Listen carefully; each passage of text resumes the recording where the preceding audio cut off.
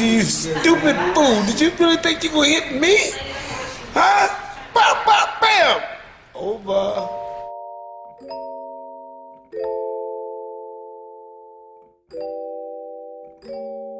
What's the bet? What's the bet? What's the bet? 20K I got on release, he got on tape. Yeah. Okay. No, don't play with me. I'll pay you shit tomorrow. Alright, Tomorrow.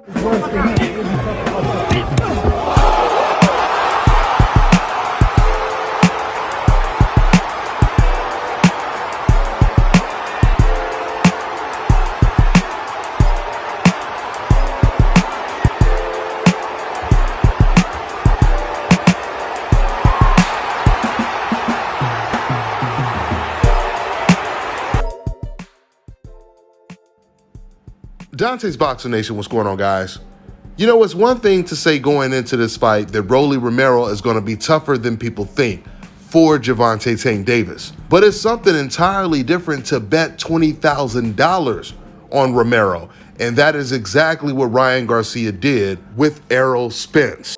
Ryan had that much confidence that Romero would pull off the upset and win this fight. You know, it's pretty ironic when you think about it, because Rolly Romero, he pretty much made his name off of a sparring session that he had with Ryan Garcia that went viral. As you guys can see in this clip right here, Rolly, he buzzed Ryan Garcia with a hard left hook. So Ryan Garcia betting $20,000 on Rolly Romero, that means he had an enormous of respect for Rolly Romero. But it wasn't just Ryan Garcia that actually picked Rolly Romero to win this fight. Surprisingly, you had many other professional boxers that also picked Rolly to beat Gervonta Tank Davis. One of them was one of the best prospects in boxing and one of the best prospects in the lightweight division in particular, Jose Valenzuela. And then you have the zone commentator and former pro boxer Sergio Mora, who also picked Romero to win the fight. Coincidentally, Sergio, he's also picking Kambosos to beat Devin Haney. Now, let me just make this clear. There's nothing wrong with picking Rolly to win this fight. This just shows you guys how good of a fight this was going in, how good of an opponent this was that Gervonta Tank Davis was fighting against. Rolly Romero is a tremendous puncher. He showed discipline in this fight against Gervonta Tank Davis. He showed that he could box and he could work off the jab. But Gervonta was actually waiting for Rolly to let his hands go more. And as soon as he started throwing 2 and 3 punches at a time, that's exactly when he got caught. It was safe for Rolly when he was just throwing nothing but the jab and coming forward. But it was only a matter of time before we seen the very aggressive Rolly, because that's his nature. Rolly, he threw a double right hand. He threw a right hand to the head and then tried to throw a right hand to the body, and he was about to come back with a jab. But as soon as Rolly threw that second right hand to the body, Gervonta, he pulled back, blocked it, and countered him with a picture-perfect overhand left, causing Rolly Romero to get knocked out technically and Ryan Garcia losing a $20,000 bet. Now, I don't know if Ryan Garcia actually paid Errol Spence the money he owes him, or if Errol Spence is going to force him to pay the money. But Ryan Garcia, he did say before the fight that if Gervonta does win, he will fight Gervonta after he takes on his next opponent. There's rumors that it's going to be Javier Fortuna, the man that just came off of a loss to Jojo Diaz. So clearly Ryan Garcia isn't ready to take off the training wheels, at least not yet. You got to also think about this. Ryan Garcia, if he was willing to bet Errol Spence $20,000 that Romero would beat Gervonta Tank Davis, that means this wasn't him just talking. He truly felt that Rolly was going to win this fight. So for Ryan Garcia to see Gervonta stop Rolly Romero, that means that even Ryan himself is thinking this Gervonta Tank Davis guy is better than I thought he was, which will actually make it even more surprising if Ryan Garcia, he ends up fighting against Gervonta Tank Davis. But Ryan, he did say that he would fight Gervonta if Gervonta beats Romero. And once again, assuming that Ryan Garcia, he beats his next opponent. Now, even though Ryan Garcia, he's definitely cried wolf so many times in the past, claiming that he wanted to fight Gervonta, going on to the Mike Tyson show, even promising Mike Tyson and all the fans that he was going to be fighting against Gervonta next. This was what, almost 2 years ago now? Well, I'll tell you this.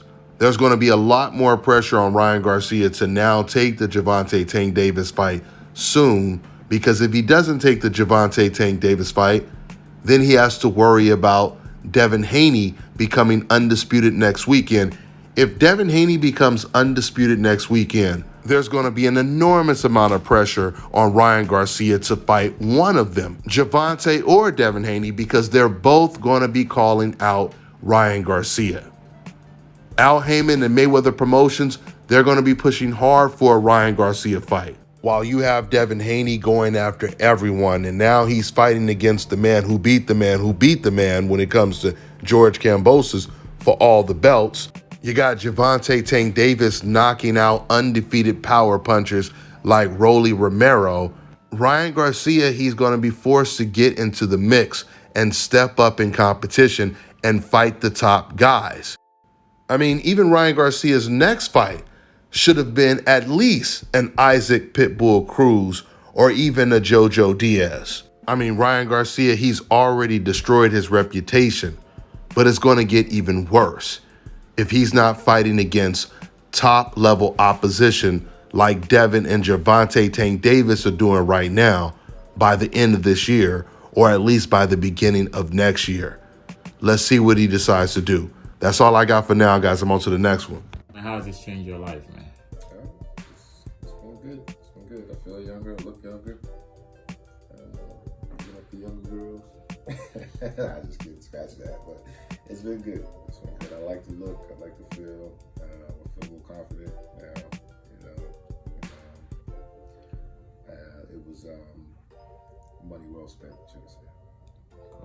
Now, in terms of the response, what has been people said, like, as people being like, hey, what do you have on your head, or things of that sort? The most response I get is like, yo, what barber you go to? Or they get, such a close shave with, everything lined up so sharp and everything. And, then I go into explaining to them the procedure of what I had done and everything. And they all was like, I would never done if you didn't point.